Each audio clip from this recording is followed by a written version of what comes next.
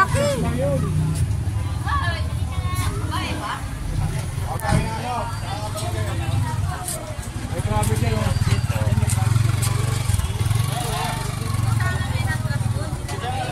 Dapat di na inatras.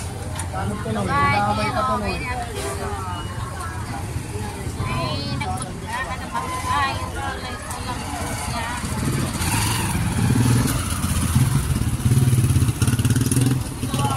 Ano yun, nahusugan niya? Nahusugan niya yan? Nag-double parking sila, oh.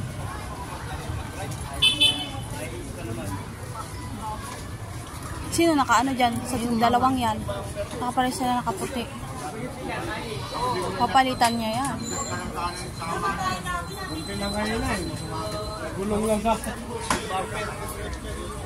Dapat di na inatras. Mga marites ng bayan.